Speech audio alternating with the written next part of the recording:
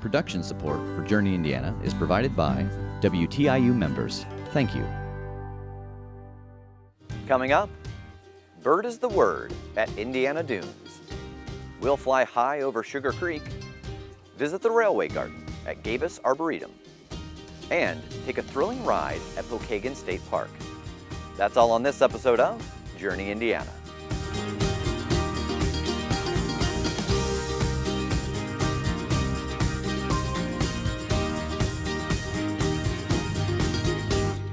Welcome to Journey Indiana. I'm Brandon Wentz, coming to you from Turkey Run State Park. On this special episode, we'll be taking a look back at some of our favorite northern Indiana outdoor adventures. But up first, producer Nick Deal takes us to Indiana Dunes for an annual migration of birds and humans.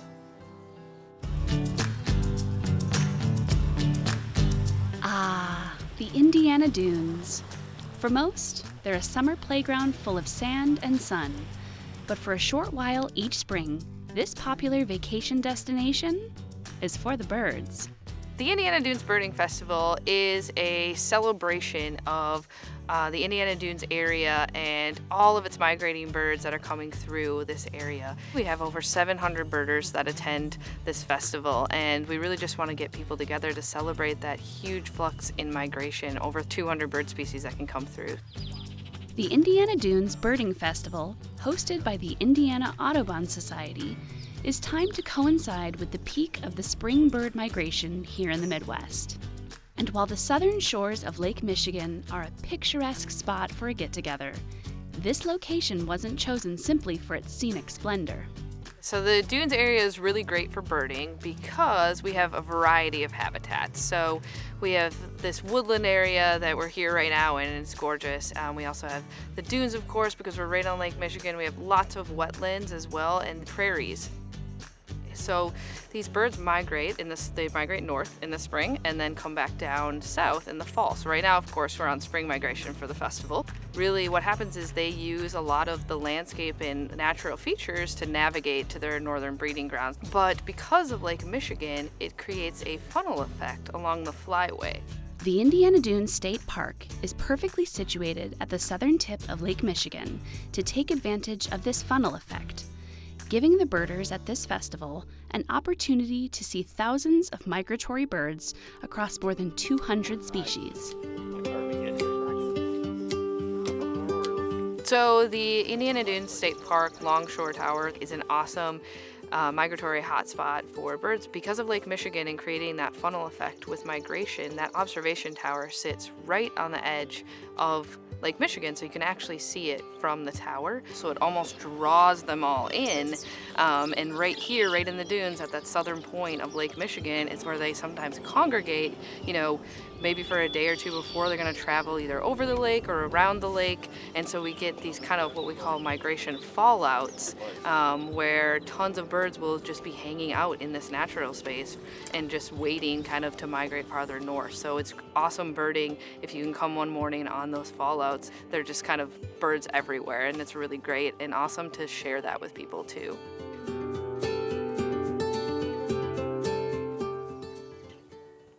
All right, so this is similar to the bird we got last time. Does anyone? White crowned sparrow. We're seeing a lot of these right now. Festival goers also have a chance to see some of these avian travelers up close.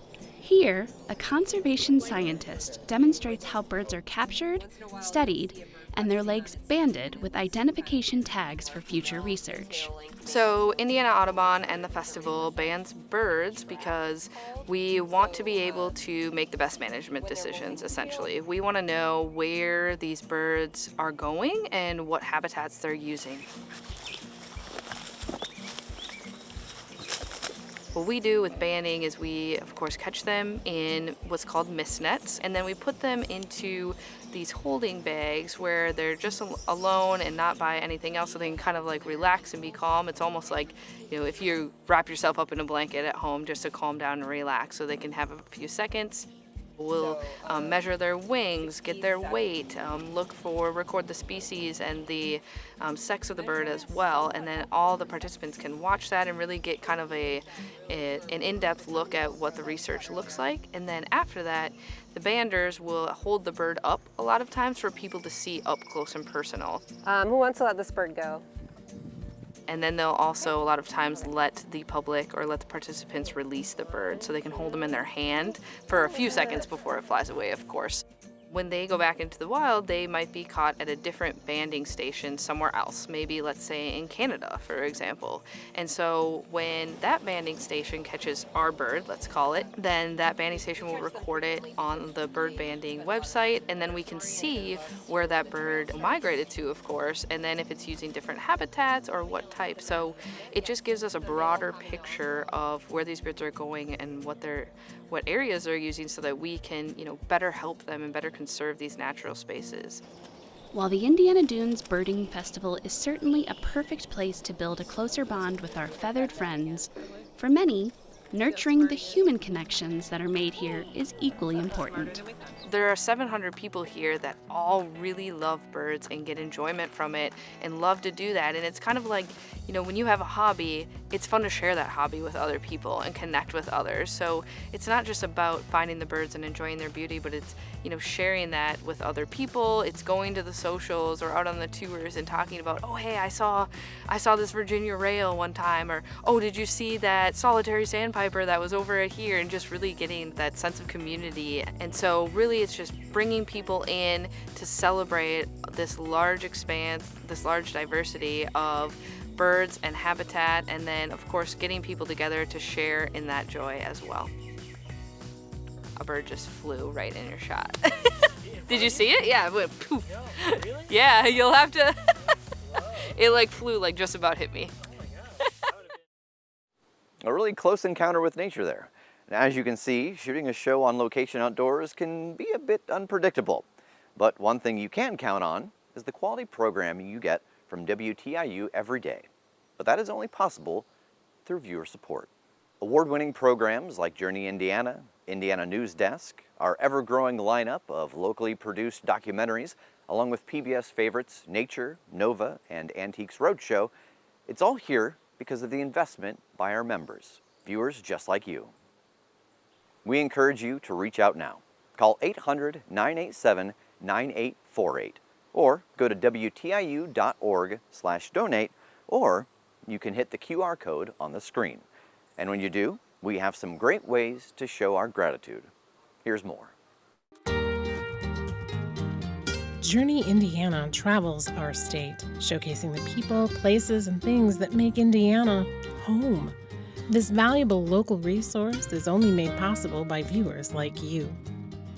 With a sustaining gift of $8 a month or more, receive a choice of natural area guidebooks, a guide to the natural areas of northern Indiana, or a guide to the natural areas of southern Indiana. Become a WTIU sustainer at $10 a month or more and receive the Journey Indiana bucket hat. This high-quality hat is the perfect way to show support for local PBS programming while exploring your own unique leisure adventures. With a sustaining membership of $25 a month, we'll send you the Indiana Explorer Pack. This includes the Journey Indiana bucket hat and 3 guidebooks, a guide to the natural areas of northern and southern Indiana, and Indiana Off the Beaten Path. Everything you need to plan your next Indiana adventure. All our levels during this program include 2 bonus gifts, the Rand McNally Indiana State Laminated Map and Journey Indiana from Above on DVD or Blu-ray. Your support keeps local educational programming on WTIU. Call or go online now to show your support. And thank you. We introduced the Journey Indiana bucket hat when we premiered our first long-form Journey Indiana documentary, From Above, and it has been very popular since. Now let's take a look at a snippet from that program, canoeing right here down Sugar Creek.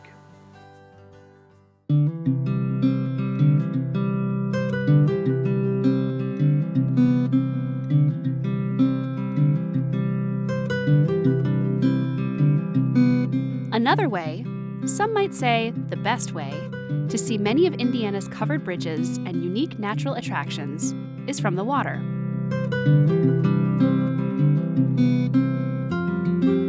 So this is Sugar Creek. We do stretches up from Shade State Park down to Turkey Run State Park, and then we go downstream from Turkey Run to Jackson Bridge. So there's about, I would say, total 22 miles that we run on Sugar Creek, but there's different lengths of trips for different types of people, short ones, long ones, medium, so whatever you need, we kind of provide that. The covered bridges are a big draw, us being the covered bridge capital of the country.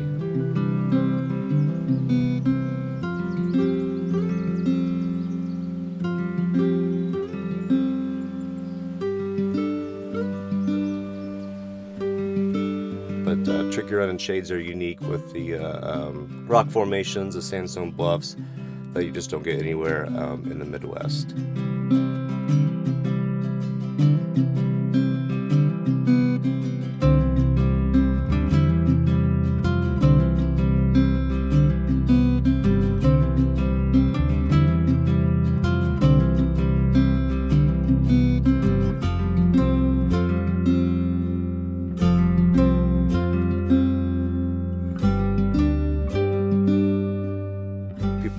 Want to get out and get away from work and different things and come out and just enjoy themselves, and what better way to do it is on the creek.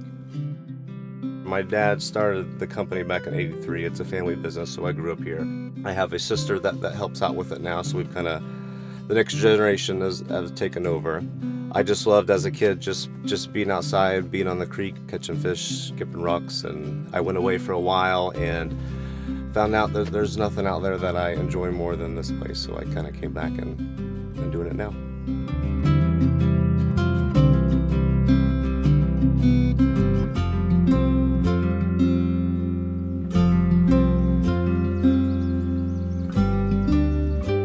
It's a pretty user-friendly creek where novice people can enjoy it that have never done anything like this before, or people that's been kayaking their whole life. You know, it fits kind of a variety of different people.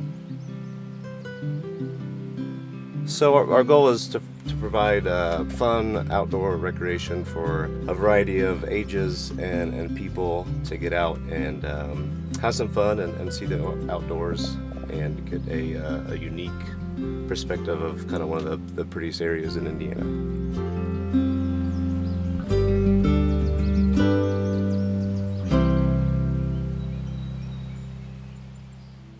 Sugar Creek runs right through Turkey Run State Park, and I agree with Colton. This is a beautiful area of the state. The rock formations, the covered bridges, something every Hoosier should see.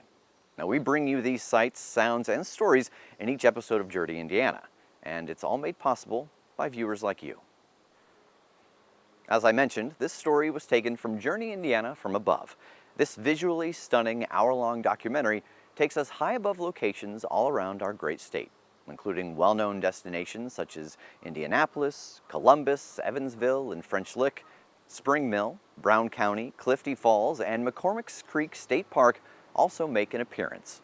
The DVD and Blu-ray are packed with bonus footage and have a commentary track, so you can hear directly from the drone pilots on how they captured these amazing shots. You will receive Journey Indiana from Above on DVD or Blu-ray and the Rand McNally easy-to-fold Indiana State laminated map as bonus gifts with all of our suggested giving levels during this program. Call 800-987-9848 or go to WTIU.org/donate. Up next, producer Jason Pear takes us northwest for the story of the Gabis Arboretum. Travel just west of Valparaiso, and you'll find a truly unique property. So Damien and Rita Gabis established the Arboretum here in the late 90s.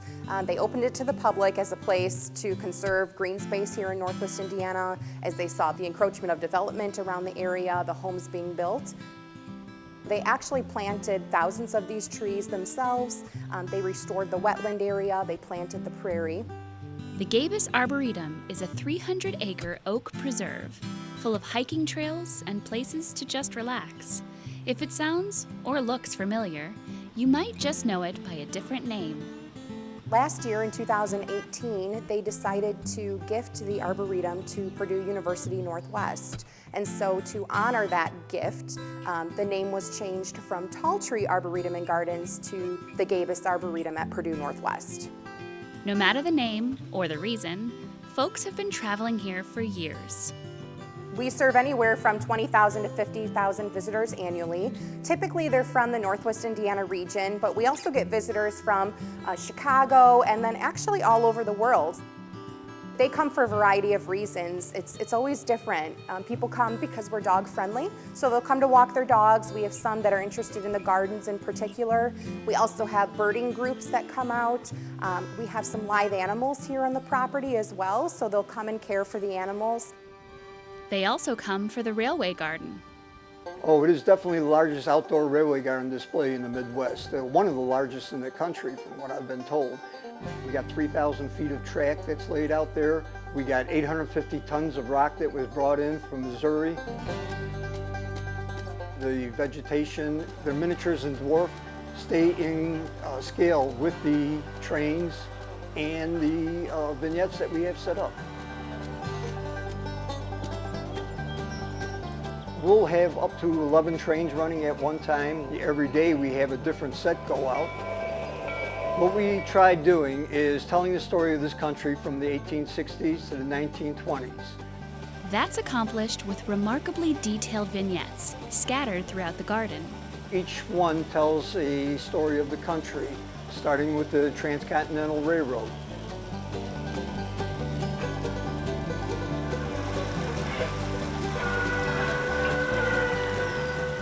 It was a major undertaking back when we opened in 2011. Matter of fact, it was an 8-year project. It took them to do it. 6 years in planning and development, 2 years in construction. And we're really proud of what we got going here.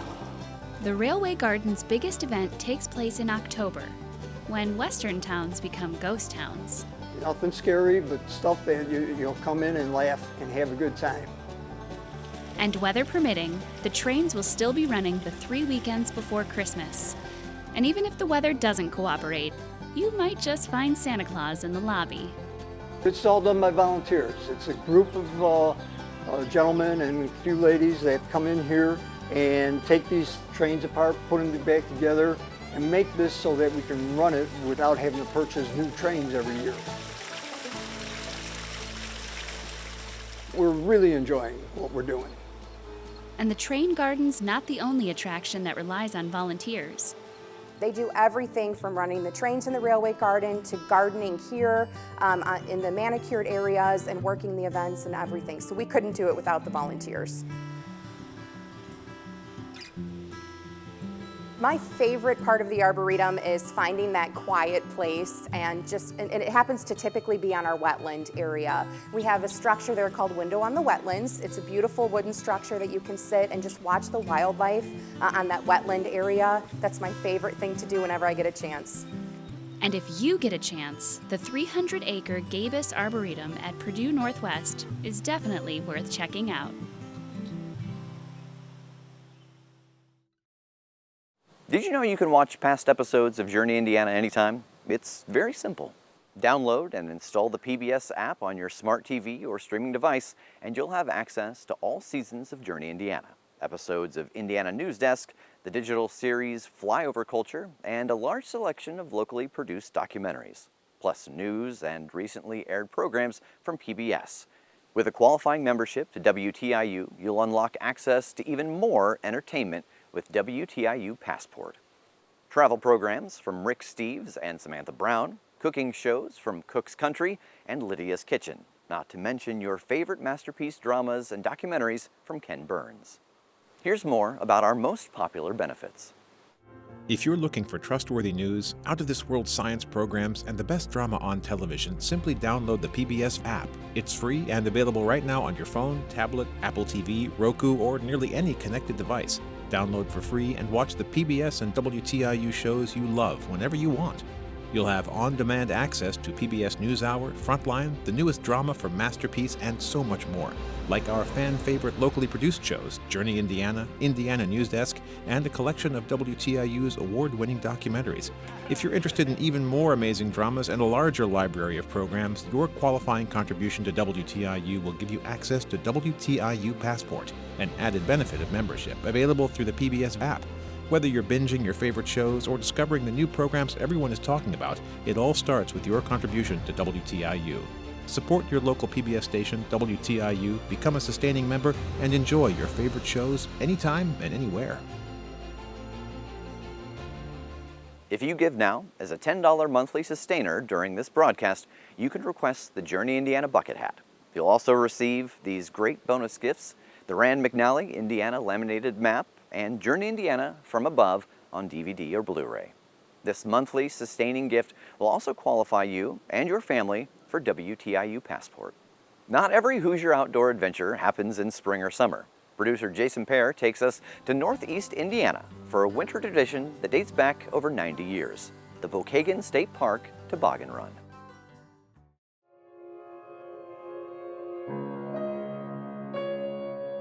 Pokagon State Park is located in Northeast Indiana, and we are Indiana's 5th oldest state park. So we were established in 1925.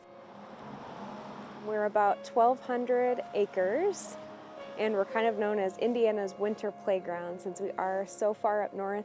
We have programs all throughout the winter at the Nature Center, so we lead guided hikes and things like that.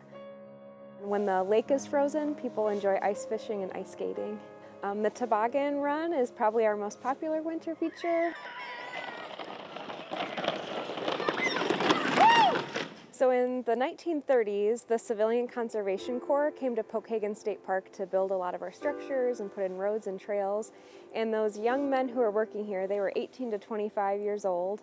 In their first winter here, they were just kind of bored and looking for something to do. They found this awesome hill right outside their camp, and they actually made the first toboggan run just for their own enjoyment. And by 1938, the park manager decided to open that up to the public. In 1940, we added a second track. At that time, it was refrigerated by manually putting ice on the track. So they would have to cut ice out of the lake and pack it down on the track. So every time it would thaw, they'd have to repeat that process. So in 1970, the track was refrigerated. So now we have technology where we spray the track with water and it cools itself from the inside out.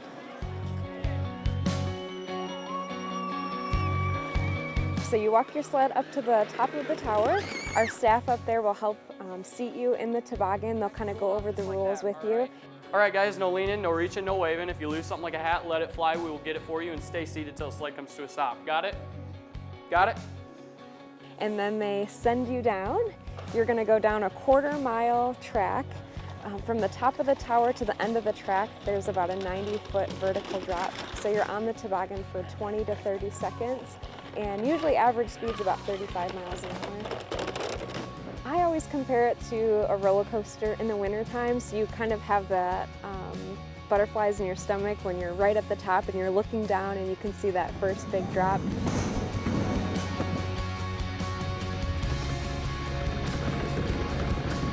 It feels so much faster than it's really going, and that cold wind hits your face and kind of takes your breath away a little bit, but it's thrilling and it's a lot of fun. It's a tradition for a lot of families that come here Christmas time. You know, they might have a family gathering and they make this part of that tradition. So we hear from people that have been coming back year after year now with their children and their grandchildren. And then we hear from a lot of folks that it's their first time going down it. We had a family here last week from Florida who had never done such a thing, and so that was pretty thrilling for them to be able to go down the toboggan. The Civilian Conservation Corps, I think they'd be thrilled. You know, they spent so much of their time building a lot of our other structures that are certainly important and well loved, but the one thing that wasn't meant to be open to the public is the one thing that we're known for. So I think they would just be thrilled that now 100,000 people ride it every year.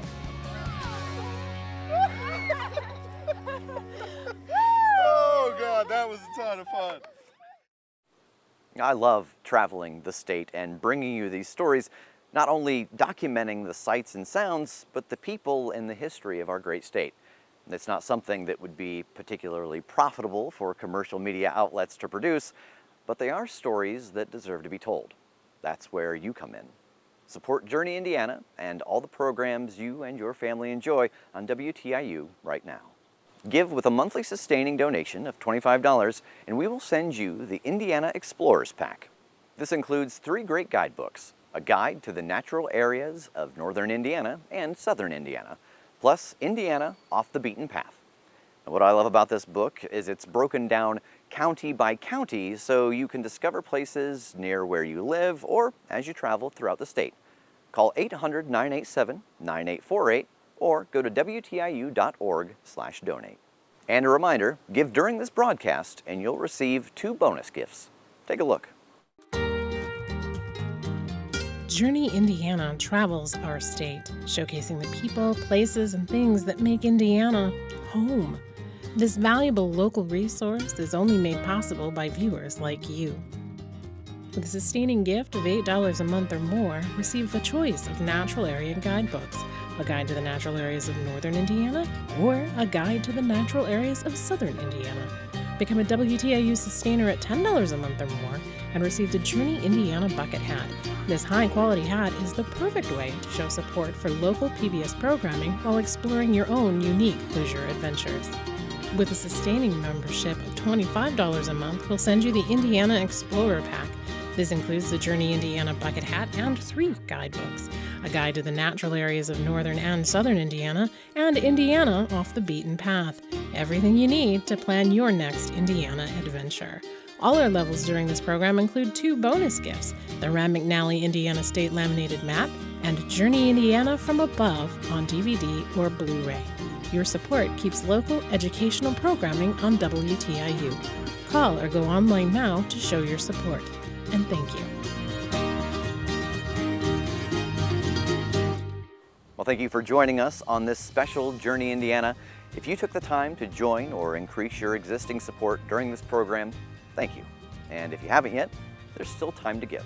Call 800-987-9848 or give online at WTIU.org/donate. I'm Brandon Wentz, and we'll see you next time on Journey Indiana.